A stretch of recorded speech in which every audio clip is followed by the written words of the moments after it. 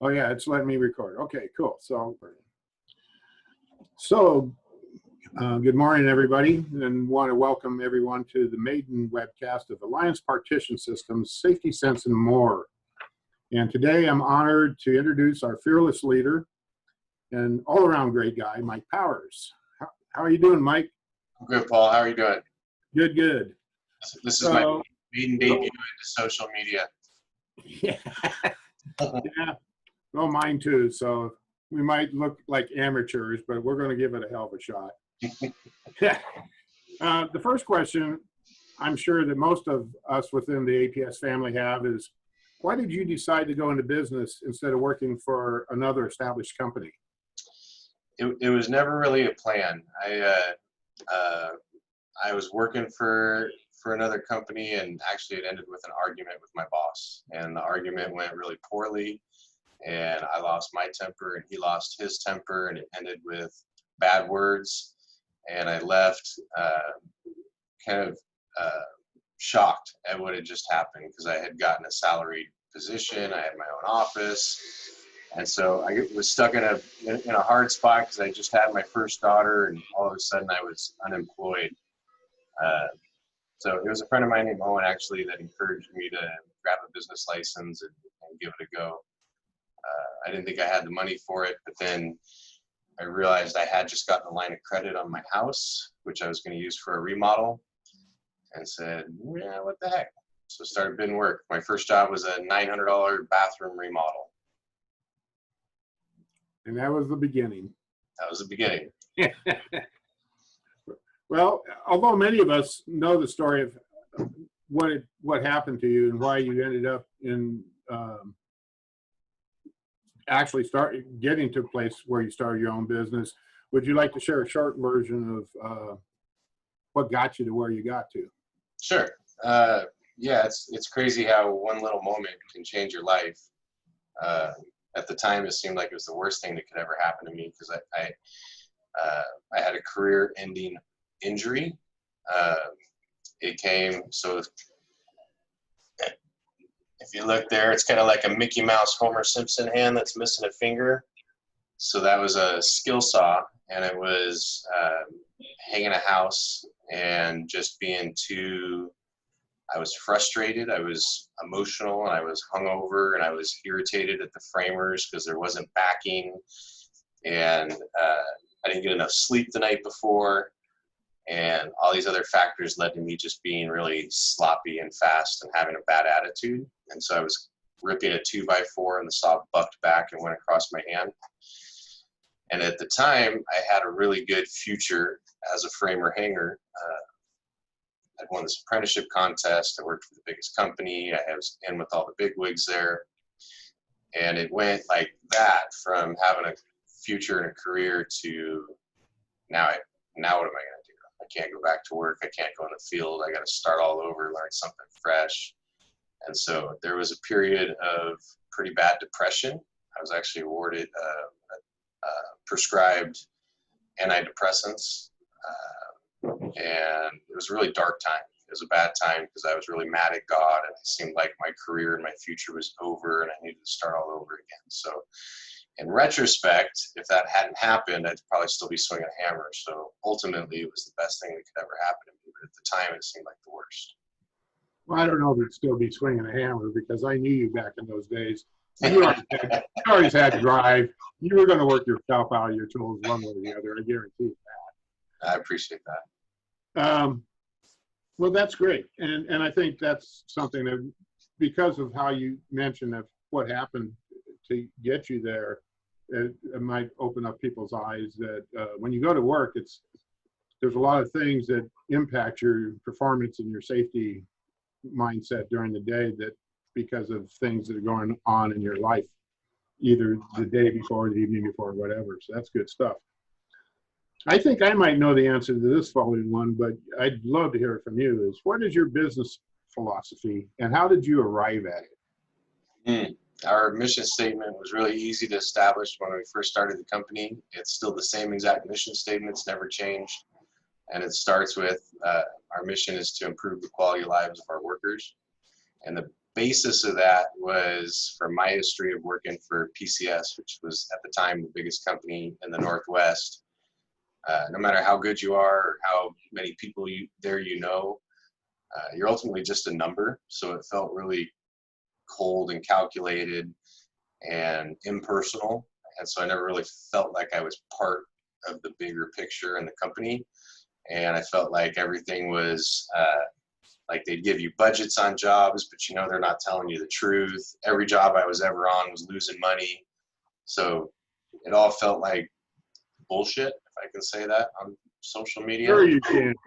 So my thought in starting my company was I wanted to be the anti-PCS in a way. And I love PCS. I cut my teeth there, but I wanted to try a philosophy of transparency and team building and family, to where we want to encourage relationship with each other and with our customers, and treat people right. And so that's kind of what we've built on. And there's been all these positive side effects, including safety. Like, we've got a killer safety record, and who would have thought just having cool events every year like fishing and camping and hunting and parties and picnics, how would that increase safety?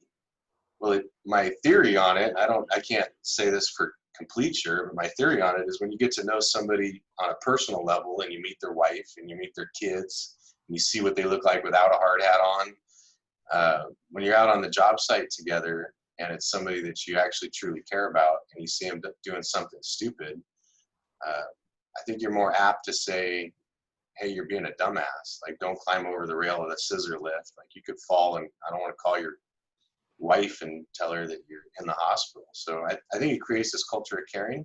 And I think it's been successful. But there's also a selfish aspect to it, because I work a lot of hours every day and I don't want to go to work and be awkward, uncomfortable, miserable. Everybody should be able to go to work and enjoy their job and enjoy who they work with. And so we really want to foster that. We really make a lot of efforts to foster a relationship so that the people that we work with get to know each other on a personal level outside of work, and become a family, basically. Yeah, and since my time here, I really appreciated that too. I ventured to guess that you and I have probably known each other longer than anybody else within the company. I knew you back when you had those paths have crossed back in the day. When you had those beautiful curly lock hair that went all the way down. Yeah.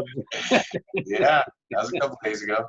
Yeah, it was just a few days ago. But no, yeah, I really do.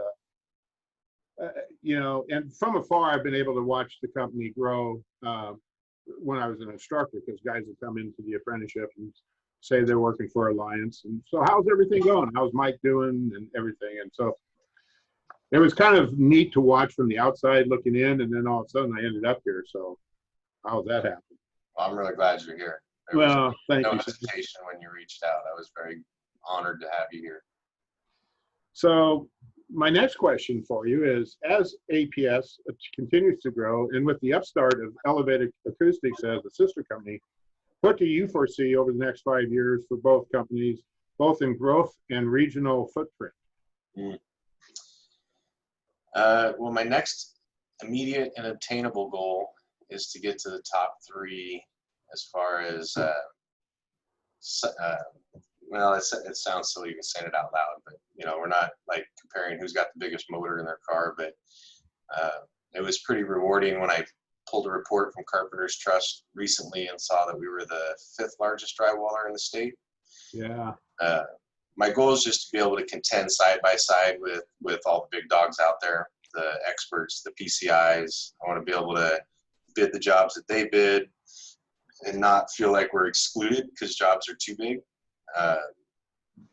But yet keep that mentality that we got and keep the reputation that we've got as the best place to work. I truly think that, you know, I own the company, so to some extent people are going to blow smoke up my skirt, but I see comments on Facebook and social media and that aren't like tagged to the company or tagged to me, where people are just expressing that they really enjoy working for this company. And it makes me proud because we're achieving our goal.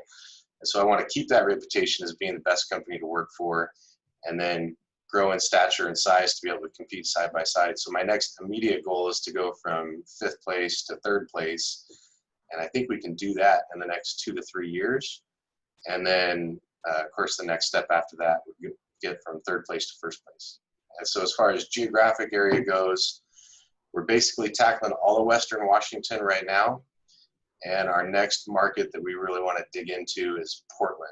And so we just got our first job down in Oregon. We've gotten a couple in Vancouver, but we just got our first in Oregon. And we really want to move in there and make a big presence. The options were either we could get more diverse in what we do and take on like weatherproofing and insulation, and we're thinking of spray through applied fireproofing, or we can stick to our roots on what we're good at and just expand our geographic area of where we'll work. And that seems to be the most comfortable, is sticking to what we know and expanding our area. Right on. Well, yeah, I'm looking forward to the Warrenton job. That's 30 minutes from my beach place, and so I have a place to stay when I'm down there. Yeah, it's a positive for you, but I think the guys knowing that the safety guy lives 30 minutes up the street aren't super excited. Yeah, but the thing is I'm not there full time, so yeah. So so as we said, this is the maiden voyage of the video casting. What would you like to add as we launch this new endeavor, and what are your feelings as we move forward? I know part of my deal I mentioned in the meeting the other day is I'd like to talk to the PMs, to Sherry, to John, get everybody so that the backside, the back room, the office is known to the guys in the rank and file that are out there in the field that actually make the company money, and as an insight, but also from the field, what they have to say about working for the company and everything, and to reflect back to what you also mentioned about you see the posts. I know when COVID hit and they shut down the training centers, I had 2 instructors reach out to me almost immediately wanting to come to work for this company. They didn't want to work for anybody else. And so many times when I'm doing interviews and onboarding, the people just say, I've wanted to work for this company. I've heard nothing but good stuff. So you've done a good job positioning yourself where people want to work here. Thank you. Yeah. And that's from me, just from what I've heard and seen. But yeah, as we go into this new endeavor, what would you like to see it do and move forward? So I've had a lot of success with getting participation and buy-in, because even when I've got an idea that I think is a really good idea, if I send it out to get everybody's input, I get ideas back that are way better than my idea. So getting people to participate and creatively think of stuff on their own and come up with gathering everybody's input. Now you're not going to be able to go with everybody's idea, but there'll be, through seeing everybody else's input along with your idea, I get these plans formed that are way better than my original plans. So in relation to safety and this channel and what we can do with it, I think just getting the participation and bringing in, like, there's so much knowledge in your head, you've probably forgot more than I know when it comes to safety. But the more you can get other people that work for the company to come in and talk and give their opinions and their ideas and kind of open them up and discuss it, I think the better off we'll be, because it's better being part of a conversation than being talked at. So I'd love to see this continue to grow and see people come in here and bring in ideas and bring in suggestions, and we'll implement. Like, if it's a good idea and there's something that we can do and it costs money but it's worthwhile, like, we will make it happen. We have so far the Safety Sense program, got the catalog out, people earning bucks. So anything that we can do that is gonna fit our mission statement, which is improving the quality of lives for our workers, we will implement. So yeah, participation, that would be my suggestion. Well, that's a great suggestion. So I guess the next thing to do is put up the suggestion box and have people start throwing stuff at it, right? Yeah, and nobody likes being on camera. I know I don't. I was super nervous for this meeting, but if people, I've got, be honest with you, I've gotten past that point. well, I heard a funny saying. They say you spend the first 20 years of your life worrying about what everybody else is thinking. The next 20 years of your life worrying about oh shoot. Anyway, and then the last part was you learn the next 20, realizing nobody was thinking about you in the first place.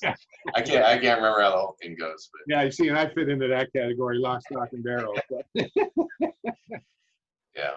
Well, and one other thing though, and this has always been, I was really impressed, is when you, how did you come across David Marquet, the retired Navy captain from the submarine, and his leadership stuff? So it's a great question. So I don't have a lot of college experience. And so as the company's gotten bigger, I've really leaned in to a program called Entrepreneurs Organization. Mm-hmm. And what it is it's this huge global organization that offers a ton of learning resources.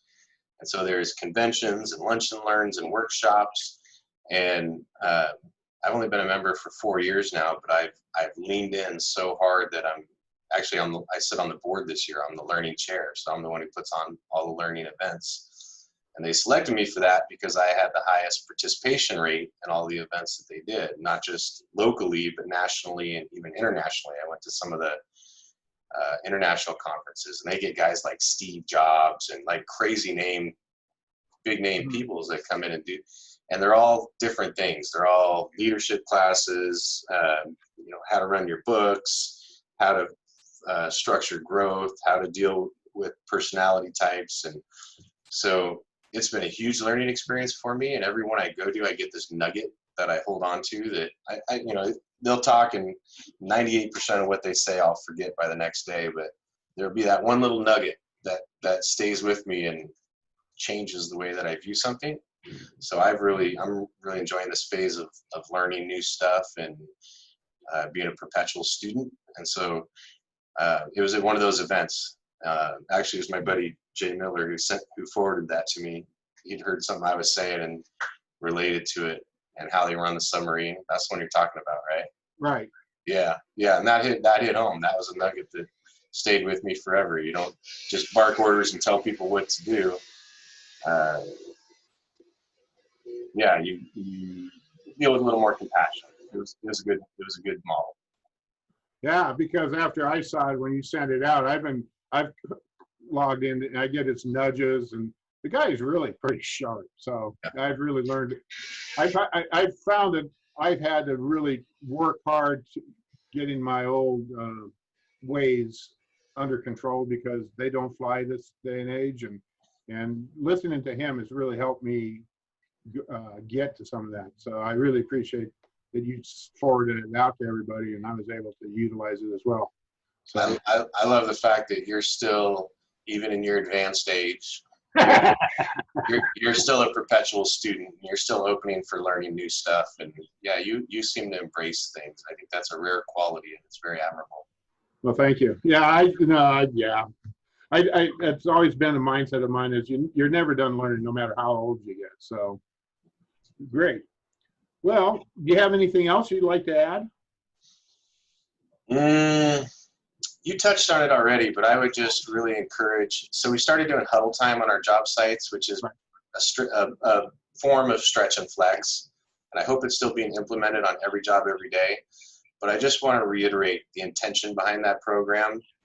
Stretching in the morning is great, but the biggest issue that we've had with injuries is people not paying attention to what they're doing. They're thinking, and a lot of it's in the first hour of work. They're still not quite awake. They're thinking about the fight they had last night with their wife, or they're thinking about what they're going to do when they get off, or the noise the car was making on the way to the job site. Anything but the fact that they're walking around 350 hazards that can kill them in a second. So the huddle time is intended to get people present. And looking around and just kind of wake their brains up to the fact that I'm in a job site and there's hazards all around me, and I need to be aware in a 360-degree peripheral where my feet are touching and what's going on around me. And I hope it's effective. Our injury rate has dropped off a lot. I don't know if it's huddle time or just your reemphasis on our safety program, but it just takes 1 second of not watching where you're going. I know for me, there was a time on a tower in Seattle, they cut out concrete and the pan decking was exposed, and a welder came and was cutting the pan decking out, but he cut 2 sides, and then they got called on the walkie-talkie that they needed him in a different part of the tower. And so he just walked away and left it. And I'm walking, and I just see concrete and pan decking out of the peripheral of my vision, and I didn't see 2 sides of it were cut, but I went and stepped on it just walking, and all the welds popped loose and the whole thing bowed. Fortunately, it didn't break, but it was enough that I pooped on myself a little bit. So it's an instant. Like somebody, you don't know that the last guy was irritated and cut 3 sides and left and didn't rope it off, or you're on a parry and just taking a step to get to the end of the sheet and don't look at your feet and step off the end of it. It's just this not paying attention. That's what our injuries, that's what's 99% of our injuries, is people just not paying attention to what they're doing. So I would really encourage everybody to utilize that huddle time to put aside everything that's going on in your personal life, look around you, look who's there, kind of wake up to the job site and be present while you're out there. And that will be the biggest thing you can do to not have a life-changing moment that day. Well, fantastic. Well, Mike, it's been a pleasure visiting with you this morning and launching what could be and most likely will be the next big step for APS and EA becoming the region's leader within the interior systems and exterior systems industry around these parts. So I appreciate it. And let's just keep moving forward, my friend. I appreciate you, Paul. Thanks for doing this and being a pilot and making it happen. Yeah, hopefully it comes off good. We'll see. We'll see. All right, buddy. Talk to you later. Thanks, right. Mike. Bye. Bye.